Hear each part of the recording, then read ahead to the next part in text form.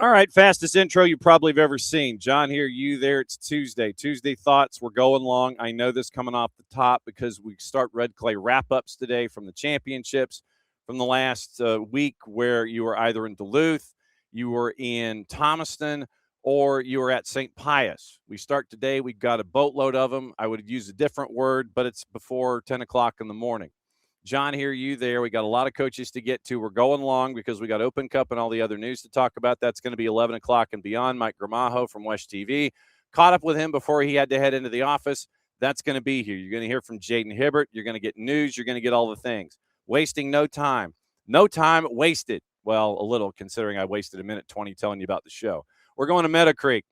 Red Clay wrap-ups begin with Jose Rodriguez. And check out home.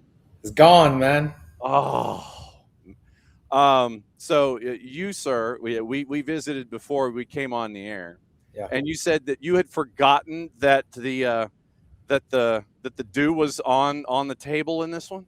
Yeah, I forgot about halfway through the playoffs, and then the boys were reminding me consistently, and I mean they were going to shave it the night after we got back to the locker room. They were going to shave it there, but they forgot the razor, razor and all that. So we did it the following day in the cafeteria. So it was great.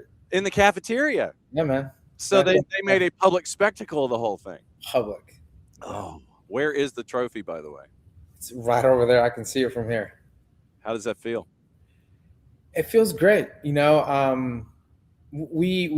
you and I talked about this. The emphasis wasn't just to win it.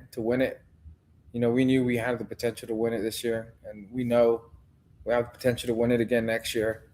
But it was to really just get a community together, and I think we accomplished that.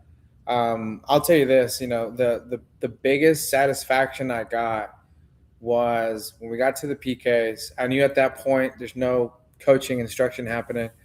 So I sat down and I looked up and I saw our fan base. I mean, that place was packed out. It was sold out. My wife was telling me there was people standing shoulder to shoulder. Our people were spilling into the Walton area. And just looking at that community just there together. You had people from the 1986 class, 1999 class. I mean, just former administrators, former custodians, former teachers, former alumni, even people from other schools from Gwinnett County. So looking at that, I think that was just this like bigger feeling of fulfillment. When we got the trophy, it was more a sense of relief. Okay, we got to the end, and this is that cherry on top that says we recognize all the hard work you're doing. So it was a great moment, man. Something I'll remember for a very long time. Did you sleep in? No. I was back at work the next day. I had parent conferences. I had a peer mediation I needed to do. I looked absolutely atrocious, but the parents were a little bit confused, like, why are you so tired? Well, I was like, I had a state championship game last night. So, so no sleeping in. How has the sport grown since you walked in the door there? It's just been tremendous. I like to think of it as of, you know that image. It's a pretty common meme. It's like this guy kind of like with an axe pick and he's digging, and you can see the end of the picture. There's like diamonds, and then he's kind of turning back. I think that's all we've done is we came in, we know there's stuff we needed to do. We kept digging, and I think we found that first diamond. And it's blown up, between Josue Mochila Galdames. He's the one who orchestrated the LSA Academy here, and we worked together with that, and then getting community involvement. We have roots and ties to the Dalton area. Our parent coordinator, Miss Alanese, is a mother of kids who graduated from Dalton High School. Her son played, I think, on the first Dalton State Championship team with Coach Matt Cheaves. So she's been instrumental, just giving us advice and pieces here the last 5 years. It's grown bigger than just the sport. I was mentioning this before we got on here, but we have kids who are coming back from MLS Next. They don't want to play MLS Next anymore. They love seeing what we're doing, and they want to be part of this because it feels bigger than just the sport. So, the numbers speak for themselves. We've mentioned this before. Over 300 kids at tryouts, and we know for a fact it's going to blow up. We've had many parents from middle schools reach out about they want their kids to come here next year. So it's been a fun process to see it grow, but we're not surprised. We knew this was the potential this school had, and we're just glad that we get to do this. So then, what is the most important thing in your mind about high school soccer here in the state? I think the most important piece is that the United States is missing a gold mine of soccer. I grew up in LA. I never played club in LA. I played street soccer. I still remember going down to this grocery store called La Gonzalez. We would steal the buggy carts, take them to the alleys, throw them on the ground, and we played soccer for hours. That was our game. And when we moved to the South, that didn't exist. The cultural soccer didn't exist. So the only way you could play is if you have access to fields. The only way you have access to fields is if you play for a club system. So, I feel like we've missed the opportunity to maximize high school soccer. High school soccer, to me, it is a pivotal tool to really elevate the game. And I mentioned this to you before. Why is it that high school soccer is the only sport in our country that's looked upon as a waste of time? You talk to football coaches, football players play football because it's the stepping stone to college. Basketball players play AAU and they play high school and they have success. Baseball is the same way. So, lacrosse is the same way. So high school soccer is the only one that's looked at as, it's a waste of time. So it shouldn't be looked at all. It should be looked at as an opportunity. And I think as it grows, I'm really looking forward to meeting with some coaches and giving them ideas as to how to maximize this and how to make it more accessible to their kids and just make it a community event. So then what would you change if you were the proverbial, major domo of soccer for a day? Is there one thing that you would change or update about high school soccer in Georgia? Yeah, I will restructure everything real quick. I mean, I've had this idea for many years. You use the one thing our country has across every state, every city, every county is a clear stepping stone from kindergarten to high school. You go to this elementary school, you go to this middle school, you go to this high school. So why not make our licensing affordable for teachers who would be interested in helping out? And you don't have to coach. You just have to have good eyes. Help us identify players at elementary school level. Communicate with the middle school coaches. Have those coaches a little bit more on the technical side, help develop them. And then as they go to high school, you talk to the high school coach. Hey, we've got these 5 guys who are absolute ballers. We're in touch with the club systems. Hey, listen, we've got 2 14-year-old kids are amazing. Let's plug them in with you guys. They still play with high school with us. Let's, have good relations with the universities in here. I shouldn't have to struggle to connect with, the Georgia State coach 15 miles down the road. I should have a relationship with him. He should be able to come here and look at my players. Again, just like football. Football coaches from all over the country go to football high school games to identify talent. Why can't we do the same? I think it's a restructure that will require a mindset that steps away from making youth sports a money machine. And unfortunately, I just don't see that happening anytime soon, maybe in the future. But I think if we step away from seeing kids as just money and we really look at the successful aspect of it, I think you can take the model we've done here at Meadowcreek High School, amplify it, and I think you would find success at a state level. Okay, so you mentioned a tie to our next guest, and I'm going to go ahead and bring him in. Matt Cheaves, the head coach at Dalton. And Matt, good morning, by the way. Thanks for dropping in. Hey, good morning, gentlemen. Y'all doing all right? Yeah. Yes, sir. When I was talking to Coach Rodriguez here a second ago, he mentioned that he has a tie to your program, and I wanted to keep him here for that added second. Go ahead and break this down. I thought this was cool, Jose. Yeah, Miss Martha Alanese now, so her son played for you, I think, way back in 2003 in the first state title team. So, that connection has been really yeah, I think 2 sons that played for me. Yeah, that's right. Yeah. And so both in 2003 and then in 2004 too. Yeah. So yeah, I have a great story about those 2 in one game. Their mom and their aunt, who their cousin also was on that team. We were playing the team up in Chattanooga, the tournament, and their moms were kind of fired up fans, and when the game was over, some of the players from the other team kind of started running their mouths at their moms. And those three boys, the two Vasquez boys and their cousin, made a beeline towards their mom. And luckily the son Hector got there first. And Hector just walked up and took that kid from the other team by the neck, kind of looped his arm around his neck and took him to the side and said, "You don't want to do this." And I was glad he got there, not the other brother, because it would have gone very different if the other brother had got there. I mean, I could distinctly see them headed off the field. And I was like, somebody stop them. Yeah, but having Martha here has just been so influential because, one of the things that I just wanted to do when I took over this program is learn from you, Matt, and your program at Dalton and Johnson, such similar demographics, but having Martha as an insider, just giving me pieces of things you did, things that worked, things that didn't work. I think this is why we were able to kind of speed things up here. Yeah. Oh, that's awesome. That's great. And I watched a good bit of your game last week, the final. I caught a good bit of it, and that was really, really great game. Enjoyed watching that. Thank you. Yeah. I was there for yours, so it was great seeing you guys win. You were actually there? Yeah, we were there. Yeah, it was a great game. Well, that is awesome. Thank you. Absolutely no surprise that you guys would linger and keep an eye on each other's matches. Jose, you know that we're just going to be knocking on your door pretty soon just to talk in general. Thanks for everything this season. We're not done. Thanks for hopping on, batting leadoff this morning, and go get some coffee. And you're going to wear hats now because of that haircut, or are you just going to let it ride? I'm just going to let it ride. We'll see what happens. All right. Be good, Jose. We'll see you soon. See you guys. Yep. Yeah, Matt, Jose lost a bet. He said that if they won a championship, he told his players that they could shave his head. And so obviously he forgot about that bet.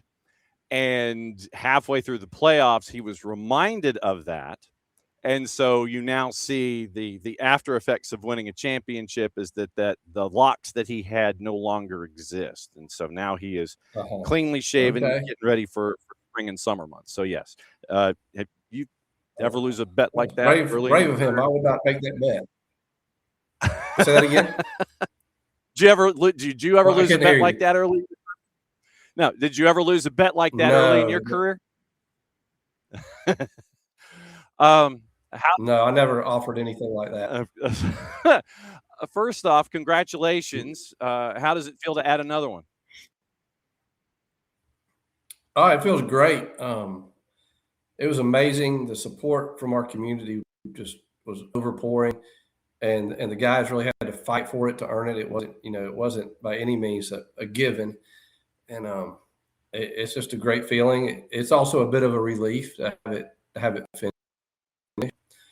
Like right now, I'm feeling a little sick. Every time we've made a run like this, when the season ends, it's like my body just shuts down, and all the things I've been fighting off for the whole season hit me all at once. So I'm pretty worn out. I don't doubt that for 1 second. Just the toll that it takes because of the amount of focus that is needed with the pressure that is attached to the program that has the expectations that it does. When you look back on this season, how difficult was it to navigate all of these things and then come out on top the way that you did? I think it wasn't that difficult. We had to focus on how we were playing soccer. And I think for me, knowing what was coming, the stress of it, and just I focused on one thing at a time, and to work on what we needed to work on, what we're going to need to focus on, and shut a lot of other stuff out and not let it come into the picture, especially for the guys, because there's only 3 of them on this team that were part of the 2023 state championship. So just to help keep them prepared for what was about to happen, I think that helped us a lot. Every championship is different. How different is this one from the others?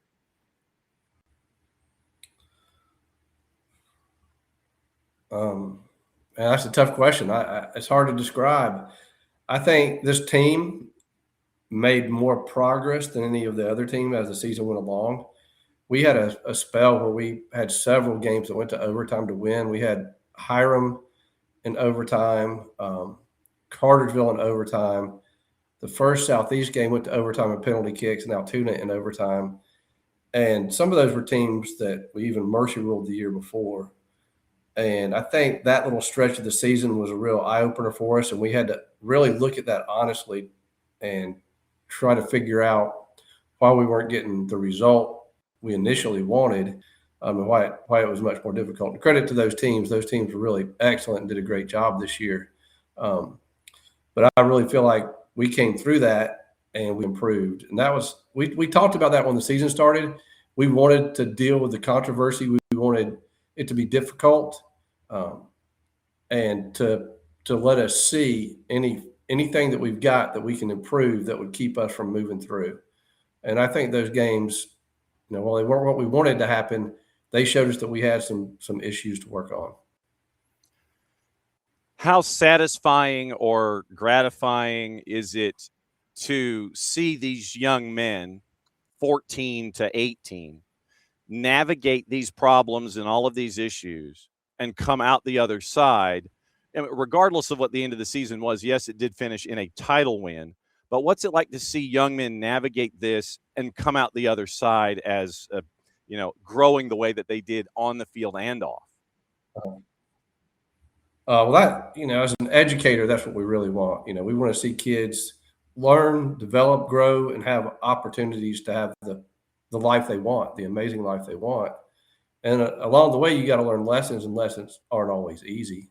And so for me, it's really the heart of why I'm an educator, why I'm a coach. And I just want to see them have opportunities. Same thing for my own children. I want them to have the opportunities to do whatever they want to do. And I think this is a good way to help you get there. And one thing we had to really talk about it was maintaining your composure in tough situations and not lose your composure and do something foolish that cost the team the game or get you red carded.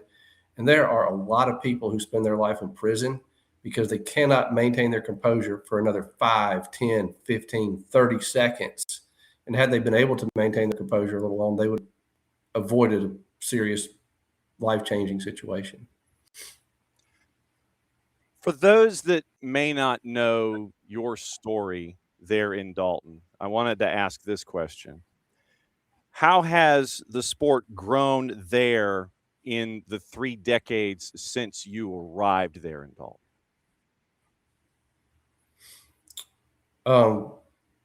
It's grown tremendously. There's so many people there playing soccer, and there's so many facilities available now. There's full FIFA width turf fields around the city. There's the cages.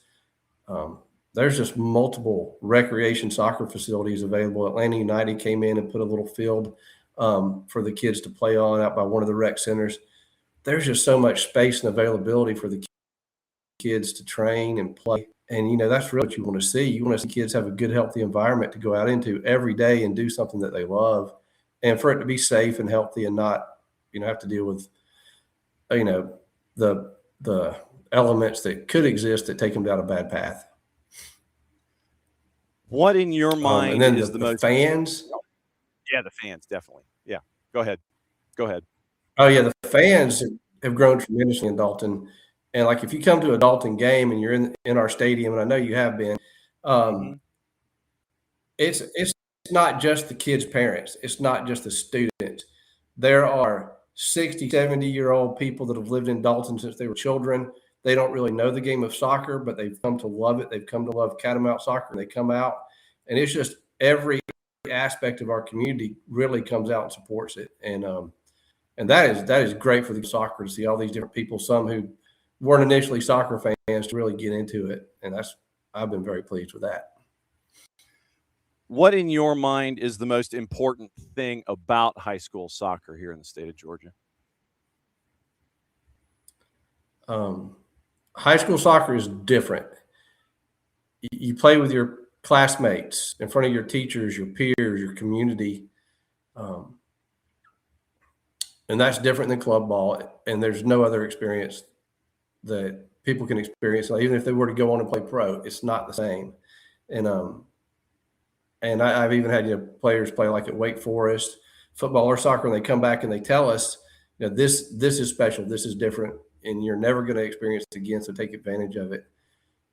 There was a great article in the last United Soccer Coaches Association pamphlet or magazine that they put out, and it was about the importance of high school. And I think that's high school and college soccer have the opportunity to really draw people in and create a really good fan base for soccer that club soccer doesn't quite have the ability. But it's just natural because it's their students, it's their neighbors, it's the whole community of it. And I think there's great potential for growth of the sport, especially financially, as far as like selling tickets.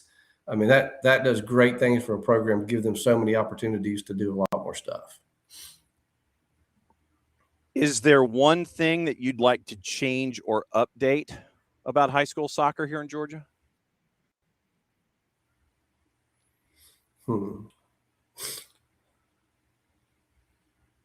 There's nothing specifically to change. I mean, I would like to see us, I don't know, the starting date, the ending dates, we start so early, it's so cold, and we end and it's graduation. I guess there's no other way to do it. But I wish there was a better way to deal with that. I hate playing in the cold. It's miserable for me. I can relate. I'm right there with you. I cannot thank you enough. Go recover. I mean, go. I can send you my Zycam idea, which has really helped me out this year. It's the first time that I didn't miss any time. My voice didn't die or anything like that. Knock on wood. Knock on wood. Knock on wood. I'll send you all of my helpful hints. But if you deserve to sleep late at least one day after having won a championship, sir. Yeah. Yeah, it's coming. It's coming. It's like like right now, the stress that's on my back is we got to do a banquet tomorrow. We've had 3 days to get ready for a banquet, try to get plaques ready, like all the stuff that you give out, have an end of the year video ready, and it may have to wait until we get our rings to really get all of that stuff to the boys, but I don't know. It's always something. Yeah. We will catch up. And one thing, and Dalton do this summer. What are you doing? Yeah, and Dalton on June 27th, they're having they had already planned it at the Burr Park. This place they have bands and stuff come out there. They're doing a viewing for World Cup soccer, but before that, they call it the Soccer City celebration, and they come out there and do a fundraiser. They have the teams that win the championship from our area come up on. They do a fundraiser for us and just kind of celebrate soccer. Big deal. It's a lot of fun. To do that later on and get recognized there by the community. In the past, we've had like 2 or 3 schools doing it at once, but yeah, we'll have a good time with that. Looking forward to it. No doubt. We will catch up soon, my friend. You know that this is always just the beginning of conversations. Go sit on a couch and go vegetate for 15 minutes. It's always great to see you, my friend. Oh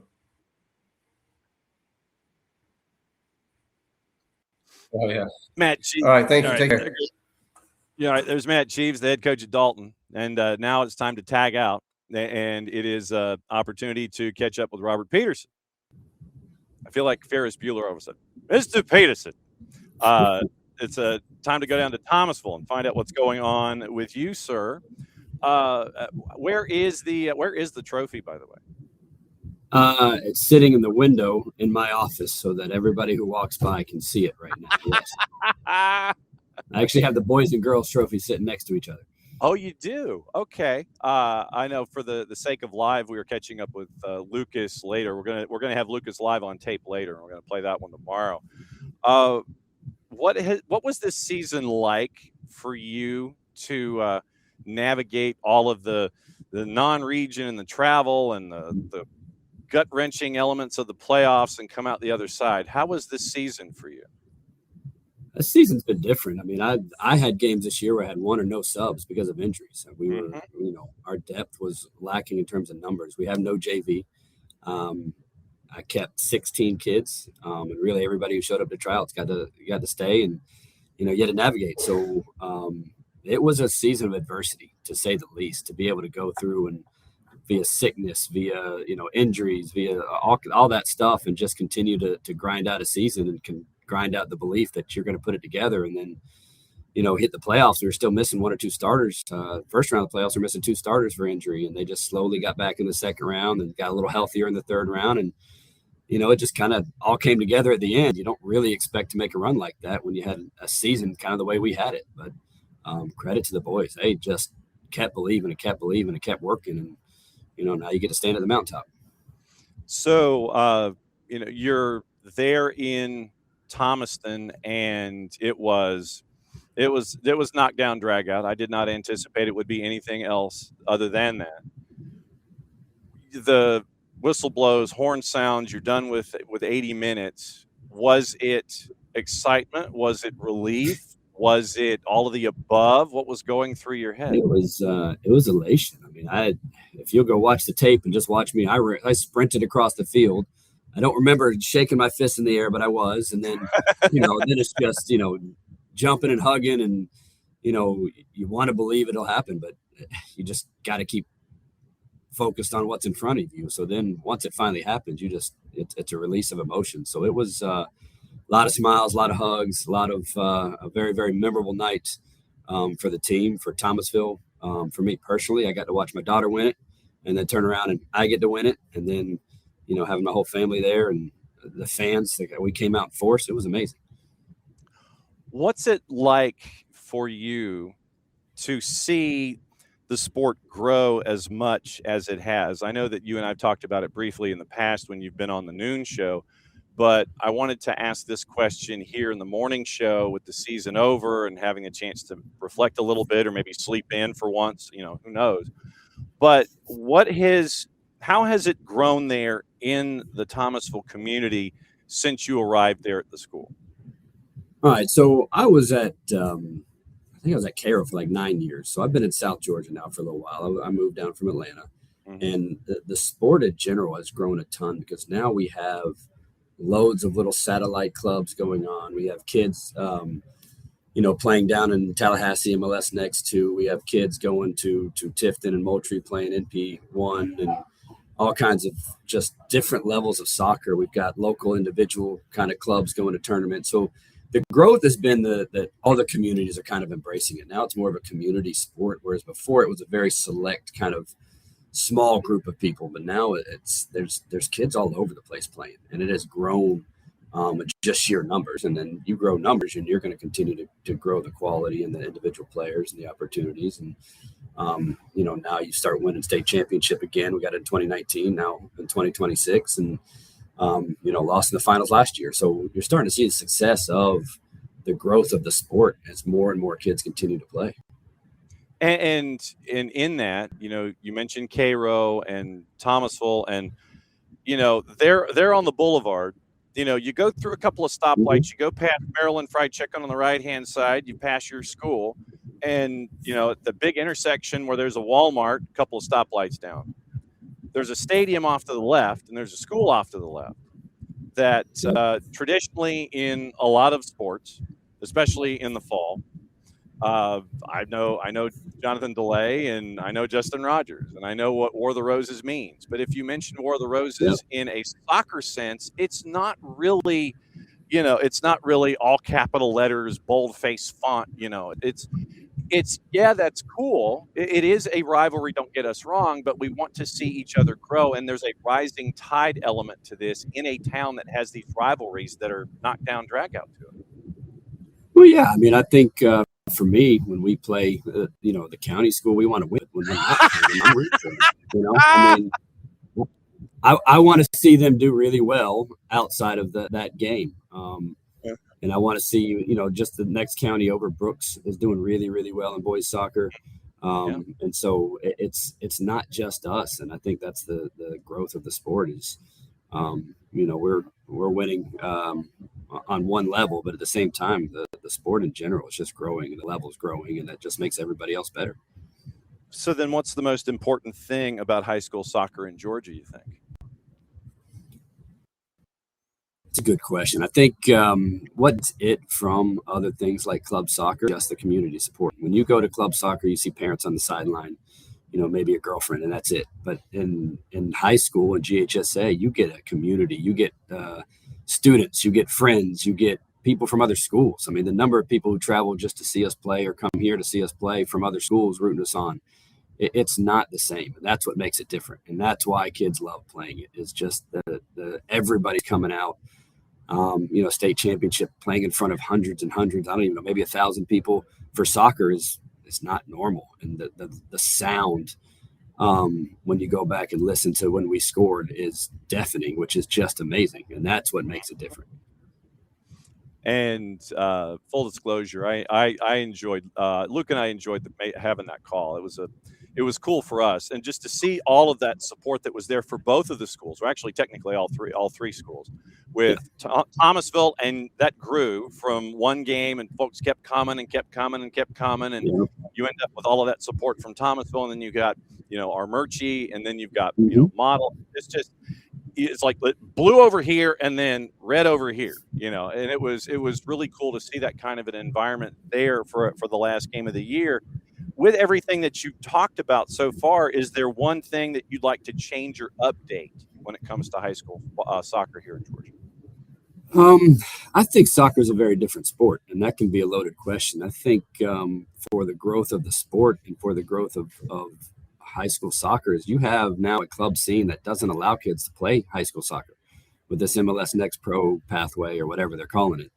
Right. And so you get kind of hamstrung. There's a whole group of people who want to play more soccer who, unfortunately for the soccer in the United States, the club scene is expensive, right? Whereas the high school scene is affordable. So if you could look at it, hey, we really want to grow the sport, and we really want, college coaches to come to high school, because they go to club.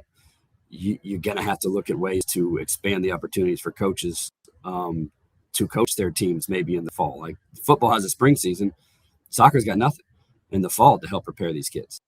Mm-hmm. So I think there's a whole conversation that you could have that could really expand access to kids and high-level coaching, and therefore more exposure to colleges and that kind of thing. Because you could go grassroots immediately with GHSA, allowing coaches to do a little bit more outside of season that, you're hamstrung. I mean, I can't, I think it's 4 at a time right now, but with the rules, it makes it very, very difficult. So I think that's a conversation that could be had that could really, really help the sport and really help the level. And, when you look at all of these things, if there was one thing that you would sit there, if you could stand on the highest point of that campus, if you stand on a roof, over your head, and if that's the highest point, that's the highest point. If you got to climb another couple of levels, then so be it. But if you could stand on the highest point of that campus and sit there and point at the sport or point at what's going on there at Thomasville and sit there and say, hey, you're missing out on this. You need to come and catch this because, and it could be a fan thing. It could be a community thing. It could be a player involvement thing. What are we missing out on by not visiting Thomasville on a game day? What are we missing by not seeing, Thomasville or Class A soccer on the road? What are we missing by not in South Georgia? All those scholars that are not checked out at this time, you need to go to your third period class. 7th grade scholars that are not checking out, you need to go to your third period class. Sorry, end of the year stuff. Well, you're going to is our atmosphere at our games is second to none. We've got drums, we've got horns, we've got bells, we've got fans. There's so many games this year that I couldn't even coach because they can't hear me. It is that loud, and it's that loud the whole game. There's not a time where it's not just, exorbitant. And I'm, trying to yell at players, 20 feet from me, and they're just looking at me like, Coach, I have no idea what you're saying. And so I would say, that I've had a number of people come to me this year and say, I know nothing about soccer. I'm not sure what's happening. It's like, but that was fun. I really enjoyed coming and watching that game. The intensity, the work rate, the noise, the atmosphere. It's different. It's different than any other school, any other sport, in my opinion. And the parents and the fans here have created that atmosphere. And my boys love playing in it. And I've talked to, kids from other schools that are like, that's just fun. We weren't used to that. I mean, usually you can, you have no issues. You can hear the coach talking across the field, but I couldn't even yell to talk to my players, which makes it different. And you don't have to know anything about soccer to enjoy that. So then with this tournament thing that's coming up in about a month, I don't know if you've heard of it. It's this World Cup thing that's happening. What do you want to see the impact and the legacy of this World Cup be that's coming here? And you've got, 8 games here in the Atlanta area. What would you like to see the legacy be? Well, it was here in 94, 96. 96, I think it was Olympics. So 94, right. I think it was World Cup. Right. And the interest in the sport now, it's very different now than in 94. I remember we were so new in 94. The level players were starting to play, but it wasn't the same. The understanding of zone defense and stuff, and the progression of the sport has been unreal. So now the level has gone up tremendously. So now understanding higher level soccer and what you're looking at, it's increased. So I think the bottom line is just the sport as a whole, and understanding the progression and understanding the model of what it takes to win at a high level. And at a younger age, it's not wins and losses. It's developing skills, developing understanding. And hopefully out of this, you start seeing a little bit more of that. I know U.S. Soccer is redoing their whole club scene, and they're redoing, about 10 years ago, they redid their coaching education. And so it's getting better and better. I would like to see that kind of trickle more into high school and kind of how it's run. But, obviously, like we talked about, we got to adjust some rules and things. But as World Cup, just overall interest increase and overall interest in higher level soccer, and the kids enjoying the sport in general and just enjoying trying to get better. The wins and losses are great. Everybody wants to win, but the sport is just great. And it's the ultimate team sport. And, whistle blows and coach's job is done, more or less. It's a team sport and there's no timeout. So understanding that the soccer's just fun. And hopefully that's the message they get from it. And full disclosure before you go, I wanted to show off this stuff here. This is fantastic, and this is going up here in the office. This is not the boss has not put this around her neck yet, and so it's going to have to do that before it goes up behind me as a part of all of this. So, like I said, she is going to, and she always does this. She will always sit there and go, "Ooh, look at that." And then that means that she's wearing it before I am, and so I cannot thank everyone down there enough, because this is very, very cool. It's beyond cool. I know this stuff looks familiar. I'm gonna have to send you some updated ones. We got a third star to add to the top of that. Oh, that's true. That's absolutely true. I cannot thank you enough for everything this season. We're going to be knocking on your door a lot. Just to catch up and everything, but it's great to see you. Thanks for hanging out with us in the noon show. Thanks for hanging out with us for in between class transfers and the end of periods and things like that. We can't thank you enough for everything that you and Lucas do down there in Thomasville for the sport. And we'll catch up soon, my friend. Season will be here before we know it. Oh, no doubt. Thank you so much for having me. All right, there goes Robert Peterson out of Thomasville. That's one half of the championship group. And so now we go to another champion. And we get to catch up with life at BT and find out what's going on in the life of Johnny Jackson. So where is this trophy, sir? Where's the trophy? Mm-hmm. It's probably in my AD's office right now. That's what I would guess. You don't get to hang on to it for a bit? You don't get to have it in your office? Maybe for a day or so. We actually almost lost track of it after the championship game. The girls were all taking pictures with it when we brought it back to the school. And the next morning I woke up and I was like, I wonder who has the trophy? Fortunately, my assistant coach, before he left, grabbed it and put it in my AD's office. So, okay. But I was actually a little nervous that next morning. I was like, oh my gosh. But when did it sink in that all of the work that you and the staff and the players had put in resulted in a trophy, or has it sunk in yet that all of that work has resulted? Yeah, I was actually about to say that. I'm not really sure if it's fully sunk in yet. I still get these little moments of excitement and euphoria, over the last, 4 or 5 days. Oh my gosh, we won. That was amazing. Just kind of pops up out of nowhere once in a while. So our Nick Alifi was part of the broadcast team. It was Nick Alifi and Justin Hanover. And then after the match was over, we always kind of have a bit of a postmortem amongst us all. And so it's like Jason and me and Maddie and Nick, and we're all just kind of talking back and forth.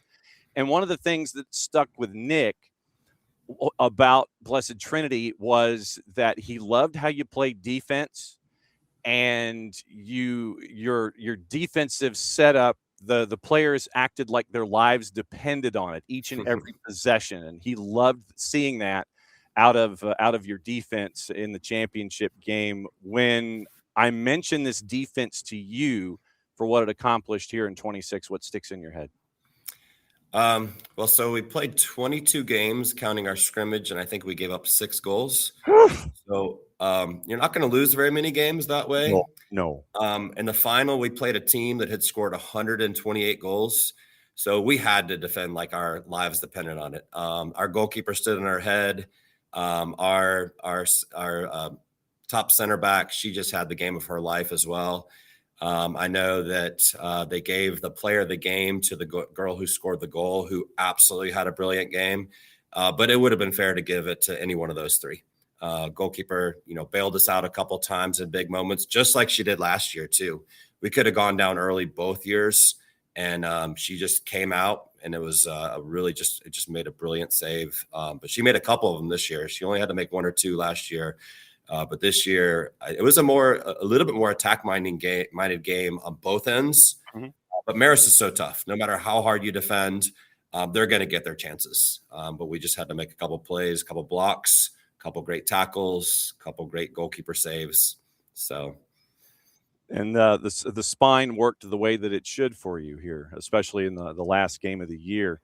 When you look at this season and compare it to others there on campus, what do you think was some of the biggest lessons that you and the staff might have learned either about yourselves or about coaching and about the team there at Blessed Trinity? What were some of the big lessons that you might have learned this year? Yeah, that's pretty interesting because, I'm probably going to talk about last year just for a second. But, the previous year, 2024, we won 3 games and finished 5th in the region, didn't make the playoffs. And so they really had no reason to be overconfident going into 2025. They put in the work. They knew they were going to be pretty good. But this year, after winning a state championship, I do think a little bit of early season overconfidence crept in. Mm-hmm. And, I hate to lose any games, but I really think our loss to Midtown early in the season was very good for us. Because it made us realize that we're not just going to walk out on the field and beat people. We really have to put in the work. We really have to make the plays. And so that was a really good lesson for us early season this year. And just a little bit of humility. And they really played with a great balance of confidence throughout the rest of the season, but not overconfidence. They were humble enough to respect opponents and know that we were playing some really good competition, but they had enough self-belief to realize that they could win any game as well. So not every win is a straight up A+. And as you mentioned, the match against Midtown, not every loss is a complete and total F if you're grading things out. And so you learned from that Midtown match. Was there a game in particular that you won that you learned a lot about yourself? And on the flip side of that idea, was there one match where you won, you might have had an aha moment, or yes, we're on the right path kind of a thing?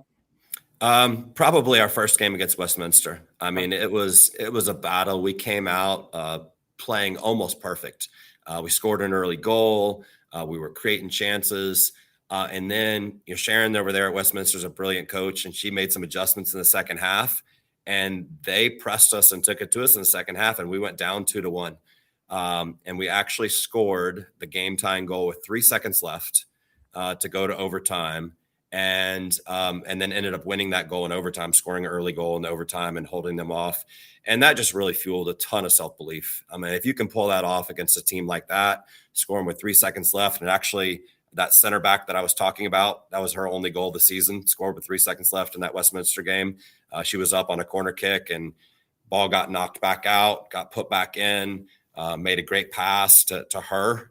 She's still in the box. And it really just fueled a lot of self-belief. If we can win a game like that against a very good team, we can win anything. So does the 3-win season seem like yesterday, or does it seem like it was 2 years ago? It definitely seems like it was 2 years ago. I mean, I almost don't even remember that team. We actually had 8 freshmen last year, so it's kind of a half brand new team. And then 9 sophomores this year, and a couple freshmen who got good playing time, but I think 5 total freshmen. So we're actually pretty young right now. So it's almost a brand new team from that group. So, but the ones that were left over, it's kind of funny because after that year, 2024, the ones that are seniors now and juniors now that experienced that, it was pretty bold of them after that season. After winning 3 games, they said, you know what, we're going to win state next year. So that was actually their prediction after that year. So, well, and nothing like having that kind of confidence, though. I mean, absolutely. I mean, you'd rather see that than the other side when you absolutely. have seasons like that. So then, since then, how has the sport grown there at BT since you've arrived? So I've been here for 17 years. I coached the boys for about 10 years, and I've been coaching the girls since 2020. There's certainly been some ebbs and flows, but there's a ton of excitement right now.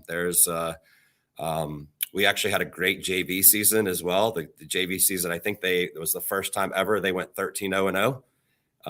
Beat all of our rivals: Marist, Pius, Westminster, Roswell. Folks down the street, yeah. So they had a great year. So the future definitely looks bright. There's definitely a lot of momentum. Winning a couple championships. So, like I said, we're pretty young, so future still looks bright for sure. Are you going to mandate that the championship team be on the front of Panorama? No, I don't think they'll be on the literary magazine. So, look, you're the literary advisor.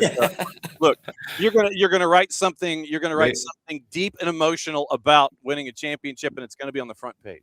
Yeah, maybe. So my older daughter actually has a piece in the literary magazine. She graduated in 24, but she had a piece in the literary magazine about winning a championship a number of years ago. So it's pretty neat. That is very cool. When you look at the sport and what you've seen as it's grown, what is the most important thing about high school soccer in your mind here in the state of Georgia?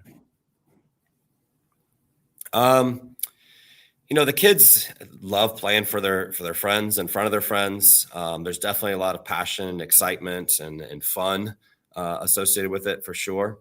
Just as a coach, one thing that I've realized, and I'm changing the question here, is that such an important thing is that belief, that mindset, that confidence, and really that kind of stuff, just carries over into life too, not just into soccer. But them coming out themselves, being part of a culture, representing their school, playing in front of their friends, I think is just it's a little bit of a unique experience. They don't get that in club. So if you were Grand Exalted Poobah of the sport here in the state for a day, is there one thing that you would change or update about high school soccer here in the state of Georgia?